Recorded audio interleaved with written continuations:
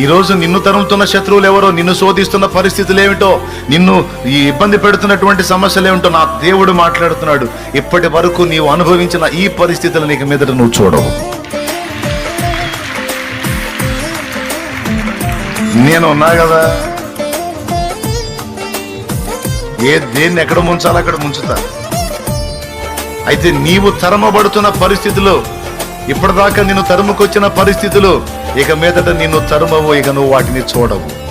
ఇశ్రాయేలు సర్వ సమాజం దాదాపు 6 లక్షల కాల్బలం మొత్తం కూడా అన్ని అద్భుతాలు చూచింది, అంత విధాలుగా నడిపించబడింది. ఒక్కని విశ్వాసము అనేది ఎంత ఆశ్చర్యకరమైన విషయం అండి.